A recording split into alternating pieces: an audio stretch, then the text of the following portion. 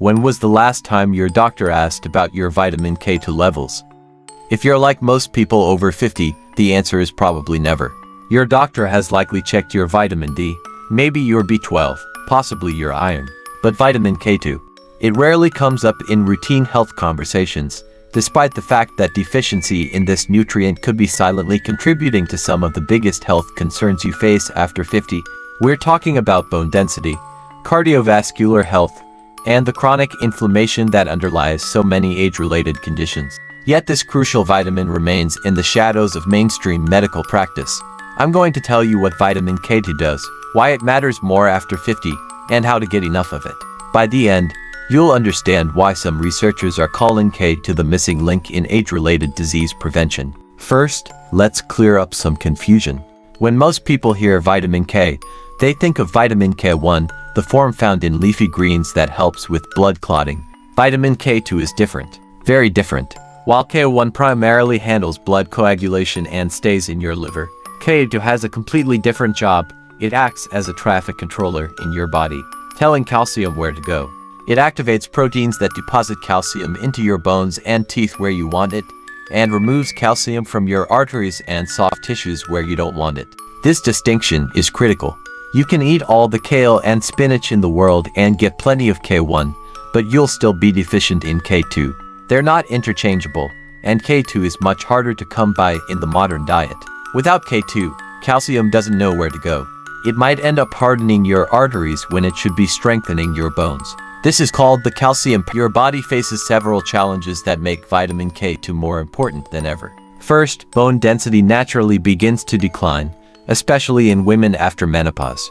The conversation usually centers on calcium and vitamin D supplementation, but here's what most doctors don't tell you. Without adequate K2, that calcium supplementation might actually increase your risk of arterial calcification.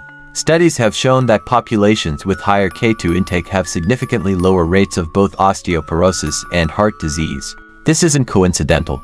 K2 is literally directing calcium into bones and away from arteries. Second, arterial stiffness increases with age. Your blood vessels lose elasticity, blood pressure tends to rise, and cardiovascular risk increases. Emerging research suggests that K2 can actually help reverse arterial calcification, essentially supporting vascular health as you age. Third, chronic inflammation becomes more prevalent after 50, contributing to everything from arthritis to cognitive decline. K2 has been shown to have anti-inflammatory properties, particularly in relation to bone and joint health. Finally, your gut's ability to produce K2 naturally may decline with age, especially if you've taken antibiotics or have digestive issues. Many people over 50 are unwittingly becoming more deficient over time. Here's the tricky part. Ordered in standard checkups, you won't feel it happening.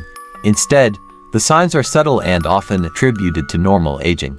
You might notice increased bruising or more dental problems, as K2 is crucial for tooth health. Your bones might become more brittle over time, fracturing more easily.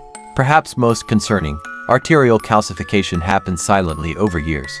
You won't know your arteries are hardening until you develop high blood pressure, experience chest pain, or worse, have a cardiac event.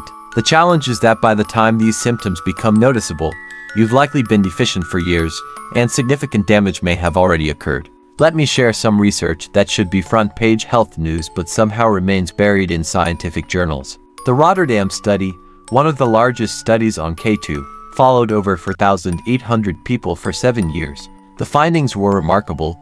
People with the highest intake of vitamin K2 had a 52% lower risk of severe arterial calcification and a 57% lower risk of dying from heart disease compared to those with the lowest intake. Importantly, vitamin K1 showed no such association. This was specifically about K2. Another study found that postmenopausal women who supplemented with K2 and vitamin D had significantly better bone density outcomes than those who took vitamin D alone. Research from Japan, where K2 consumption is higher due to natto-fermented soybeans, shows remarkably lower rates of osteoporosis and hip fractures compared to Western countries. So why aren't doctors talking about this? K2 wasn't well understood until relatively recently. It's not part of standard medical training, and changing established nutritional guidelines takes time. If K2 is so important, where do you get it?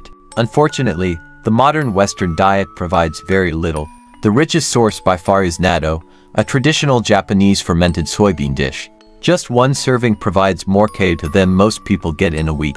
The problem? Natto has a strong, acquired taste that many Westerners find challenging. Beyond natto, here are the best food sources. Grass-fed dairy products, butter, cheese, and whole milk from grass-fed cows contain meaningful amounts of K2. The vitamin is concentrated in the fat, so don't choose low-fat options if you're eating dairy for K2. Egg yolks, particularly from pasture-raised chickens. The darker the yolk, generally the higher the K2 content. Organ meats, especially liver and pate. These were traditional foods in many cultures but have largely disappeared from modern diets. Fermented foods, sauerkraut, kimchi, and some fermented cheeses contain K2, though amounts vary widely. Chicken and dark meat poultry, modest amounts, but every bit helps. Notice a pattern. These are all animal products or fermented foods, many of which have fallen out of favor in modern dietary trends. This shift may be contributing to widespread K2 deficiency. For most people over 50, getting adequate K2 from diet alone is challenging. This is where supplementation becomes important. K2 supplements come in two main forms, MK4 and MK7. MK4 is the form found in animal products but has a short half-life in your body. MK7 is the form found in natto, stays in your bloodstream longer, and can be taken once daily at lower doses. For people over 50, most experts recommend MK7 for its convenience and efficiency. Most research suggests 100 to 200 micrograms daily is effective. The ideal approach is combining K2 with vitamin D3, as these nutrients work synergistically.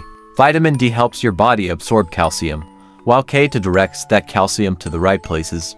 A typical recommendation for someone over 50 might be vitamin D3, 2000 to 4000 IU daily. Vitamin K2 MK7, 100 to 200 micrograms daily.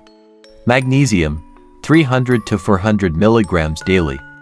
If you're taking blood-thinning medications like warfarin, you need to talk to your doctor before supplementing with any form of vitamin K. These medications work by blocking vitamin K's activity. For everyone else, vitamin K to supplementation is generally considered very safe. There's no established upper limit because no toxicity has been observed even at high doses. Start with recommended doses and give it time. The benefits of K2 accumulate gradually. You're reversing years of potential deficiency and supporting long-term health.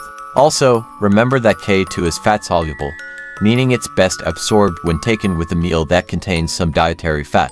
Why don't doctors talk about medical practice evolves slowly, and K2 research, while compelling, is still relatively new in nutritional science. But you don't have to wait for it to become standard medical advice. The research is clear enough, the safety profile is excellent, and the potential benefits are significant. At your next doctor's appointment, ask about vitamin K2.